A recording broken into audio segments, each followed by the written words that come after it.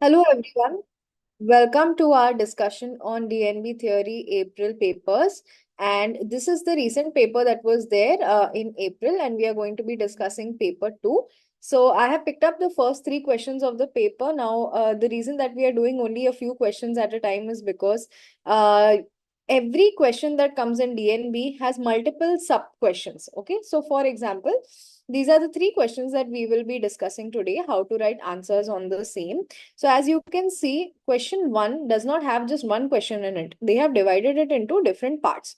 And also in question 2 and question 3, they have similar things. So without wasting much time, let's get into the discussion of how you will write the answers. Now, what we are teaching you in these question paper discussions is not just how to what to write in the answer, but also how to write the answer. Okay. So, for example, our question number 1 says that there are 3 marks to write the principle of the ultrasound, 3 marks to discuss the different probes of the ultrasound, and 4 marks to discuss use of ultrasound in perioperative period. Okay. Now, I know over here that principle of ultrasound has to be discussed only in short because there is hardly 2 or 3 lines that I can write about the principles of ultrasound. But if I go to the rest 7 marks of the question, I can definitely frame my answer in such a way that the examiner feels that I actually know a lot about ultrasound. Okay. And you can do this even without knowing much about the ultrasound. It is just the way how you present it. So let's see how we go into it. So first is, what is the principle of the ultrasound? All right. So here, what I will do is first, I will draw a picture. And in this picture, I will draw an ultrasound transducer. As you all know, the transducer is the part of the ultrasound which you actually place on the patient. And this transducer, as we all know, is made up of small crystals. So what are these crystals? These crystals are made up of piezoelectric material. Okay, so these are called as piezoelectric materials, or we can even call it as piezoelectric crystals. Okay. Now I have made the photo of the transducer, and then I have showed that one ultrasound wave is transmitted from the transducer, and this is nothing but the medium, or you can even write this as the tissue, because as we all know that the ultrasound waves go into the tissue. All right. So don't worry about this and this picture. It's okay if you don't draw it, but this is one basic picture which will tell your examiner that you know exactly what is going on in the principle of ultrasound. Okay. Now, once I have drawn the simple picture, I will write down in the form of a flow chart what is the principle of ultrasound. Okay. So what is the principle of ultrasound? We all know this. So we apply electrical energy to the piezoelectric crystals. Okay. So electrical energy, when applied to these piezoelectric crystals will start vibrating. Okay. So once they start vibrating, what happened? They start emitting certain waves. Okay. So these waves are called as the ultrasound waves. So I'm going to write that ultrasound waves are emitted. Okay. Ultrasound waves are emitted. Now, once these ultrasound waves are emitted into the medium, now here the medium for us is this ultrasound waves travels through different tissues. Okay, so this ultrasound waves travel through different tissues. Now, once it travels through different tissues, what happens? Many of these waves are absorbed, many of it are scattered, and many of it are reflected. Okay, so these are the things that we have to write. Now, we have to focus on the ultrasound waves that are reflected. So, what happens is that this ultrasound wave, which was emitted from the transducer, it goes into the tissues. From the tissue, many of these waves get reflected back. Once they get reflected back, they are collected again by the transducer only. Okay, so then we have to say that the reflected ultrasound signals, or rather, I would mention this as reflected ultrasound waves, are collected and then they are processed into an image. They are processed into an image. Okay, and that is how we get the ultrasound image. Okay, so you saw how I wrote the answer over here. It is a 3-mark answer, and I don't want to write too much, but I want to tell the examiner that I know everything about it. So first, I drew one picture. Very simple picture. You don't need to be very artistic. And then in the form of a flow chart, I simply described what is the principle of ultrasound. Okay. All right. Now let's go to our next part of the question, that is describe the different probes of the ultrasound.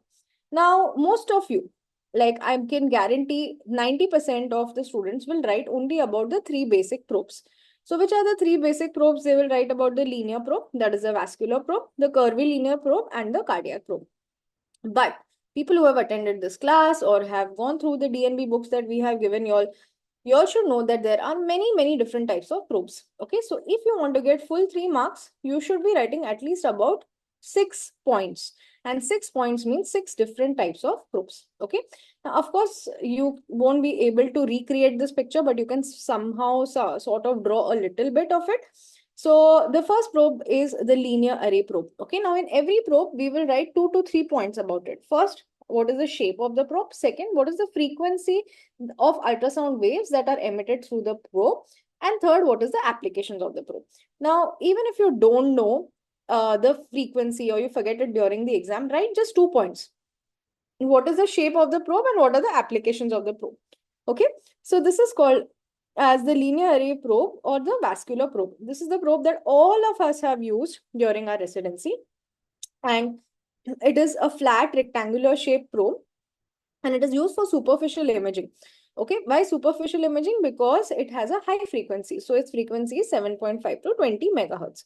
So what kind of imaging do we see now? Are normal things like when we are inserting central line, or when we are looking at the airway ultrasound, or when we are doing any kind of peripheral nerve blocks of, like superficial nerves. Like for example, if you're doing supraclavicular brachial plexus block or femoral nerve block, then this is the probe that we will use. Okay, so this is the most frequently used probe in anesthesia. So you should be aware of how to write the answer about it. Okay, then the next probe, of course, you'll have seen this one also, and this is called as the curved array probe, or it is also called as the curvilinear probe. Okay, curved array probe or curvilinear probe.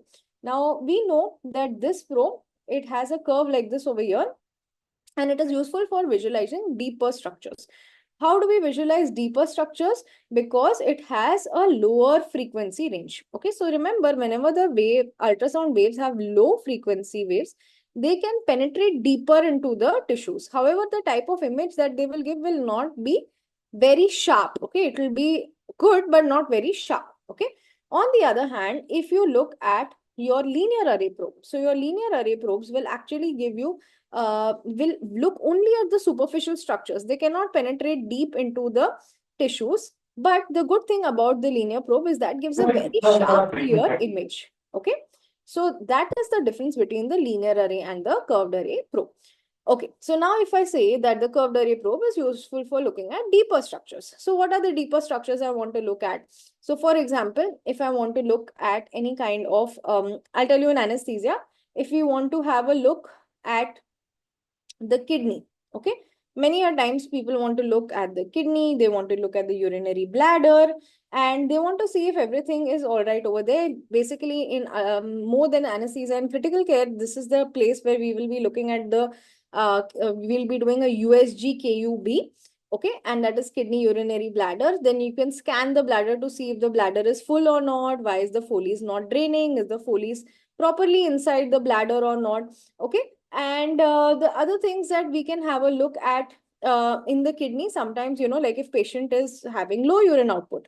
So the size of the kidney, if it's a small shrunken kidney, you will know that this patient probably has chronic kidney disease, or you may end up seeing some kind of anomaly over there. All right. Another thing that this probe is very useful for is deeper blocks. So this is something that I will definitely write right up there when I'm writing about the applications of curved array probe. So deeper peripheral nerve blocks. For example, we know that the sciatic nerve is a deep nerve. Okay. So if you have to look under the gluteus muscle for it, and also if you want to give other deep blocks like the quadratus lumborum block, or suppose you're giving erector spinae block. Okay, erector spinae is given in the back. Now this can be given both with a vascular probe, that is the linear probe, if it is a very thin individual, like a 50 kg, 55 kg individual.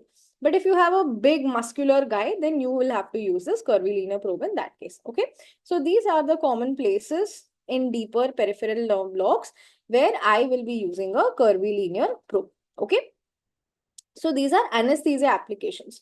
Then next we have the phased array probe. Again, this is the probe that you all know about, because as I told you, people who have not attended this class will write only